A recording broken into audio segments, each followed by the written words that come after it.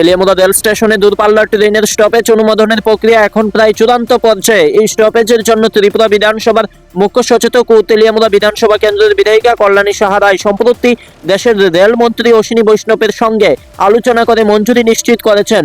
এছাড়াও উচ্চ পর্যায়ের একটি প্রতিনিধি দল রেল স্টেশন পরিদর্শন করে স্টপেজের গুরুত্ব অনুধাবন করতে পেরেছেন। বর্তমানে সার্ভের কাজ চলছে, যা শেষ হলে মাত্র কয়েক দিনের মধ্যে চূড়ান্ত অনুমোদন আসার সম্ভাবনা রয়েছে। এই পরিস্থিতিতে গত মঙ্গলবার বাম যুব সংগঠন ডিওয়াইএফআই এর পক্ষ থেকে রেল স্টপেজের দাবিতে ডেপুটেশন প্রদান করা হয়েছে, যা নিয়ে রাজনৈতিক মহলে বিতর্কের সৃষ্টি হয়েছে। এই প্রসঙ্গ টেনে শুক্রবার তেলিয়ামুড়া মণ্ডল কার্যালয়ে এক সাংবাদিক সম্মেলনে ডিওয়াইএফআই এর বিরুদ্ধে সুর চড়ালেন বিধায়িকা কল্যাণী সাহা রায়।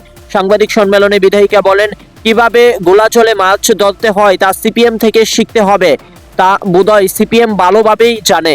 যখন প্রশাসনিক স্তরে কাজ এগিয়ে চলছে, তখন রাজনৈতিক সুবিধা নিতে মাঠে নেমে পড়েছেন বামপন্থীরা। মিছিল এবং ডেপুটেশন দেখতে দেখতে বীতশ্রদ্ধ হয়ে তাদেরকে উপড়ে ফেলে দিয়েছে। মানুষ তাদেরকে আর চাইছেন না। তাদের কাজ হলো সাংবাদিক সম্মেলন করা আর ফেসবুক করা। এই কাজটা তাদেরকে করতে দিন। আমরা মানুষকে সাথে নিয়ে মানুষের জন্য আমরা কাজ করব। তার জন্য আজকে আপনাদের আমরা আমন্ত্রণ জানিয়েছি। আগামী কিছু দিনের মধ্যে তেলিয়ামুড়া রেল স্টেশনে দূরপাল্লার একাধিক ট্রেন থামবে, এটা আমি নিশ্চিত করে বলতে পারি, এবং সেই সুযোগ সুবিধা এই জেলার মানুষ পাবে।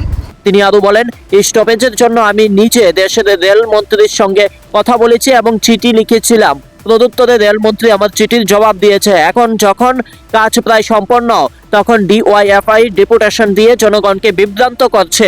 এই ঘটনাকে কেন্দ্র করে তেলিয়ামুড়া শহরের রাজনৈতিক উত্তেজনা ছড়িয়েছে এবং রেল স্টপেজ বাস্তবায়নের অপেক্ষায় সাধারণ মানুষ দিন গুনছে।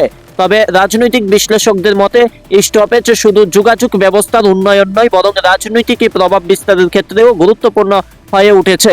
এদিনের এই সাংবাদিক সম্মেলনে বিধায়িকা কল্যাণী রায় ছাড়াও উপস্থিত ছিলেন তেলিয়ামুড়া মণ্ডল সভাপতি অচিন্ত ভট্টাচার্য, মণ্ডলের সাধারণ সম্পাদক সহ অন্যান্য মণ্ডল নেতৃত্বরা। একটা ডেপুটেশন দিয়েছেন। কি ডেপুটেশন? তারা রেলের আধিকারিকদের সঙ্গে মিলিত হয়ে দাবি করেছেন দূরপাল্লার ট্রেন যাতে তেলিয়ামুড়া স্টেশনে থামানো যায়। এরা জেনে গেছেন ইতিমধ্যেই, কারণ গত মার্চ মাসের 19 তারিখে আমরা একটা 13 তারিখে মার্চ মাসের 13 তারিখে মাননীয় রেলমন্ত্রী অশ্বিনী বৈষ্ণবজিকে আমি একটি চিঠি লিখেছিলাম। এই চিঠিটি হলো সেই চিঠি যেটা আমি গত 13ই মার্চ 2025 তারিখে মাননীয় রেলমন্ত্রী, কেন্দ্রীয় রেলমন্ত্রী অশ্বিনী বৈষ্ণবজিকে আমি এই চিঠিটা লিখেছিলাম। কি লিখেছিলাম তার বিষয়বস্তু হচ্ছে যে আমার সাবজেক্ট ছিল requesting for taking necessary initiative for execution of stoppage of few trains at Teliamura station of Tripura. এখানে আমি বলেছিলাম যে এন্টায়ার খোয়াই ডিস্ট্রিক্ট এবং ওমপি, অমরপুর, তৈদু এই এলাকার জনগণের খুব প্রয়োজন তেলিয়ামুড়া রেল স্টেশনের দূরপাল্লার রেলের থামা, stoppage. Tripura Sundari express Agartala to Delhi, Kanchenjunga express, Tejas express, KOAA special, Anand Vihar, Lokmanya Tilak express Agartala to Mumbai. এই ট্রেনগুলি কয়েকটি ট্রেন অন্তত পক্ষে যেন তেলিয়ামুড়া স্টেশনের দ্বারা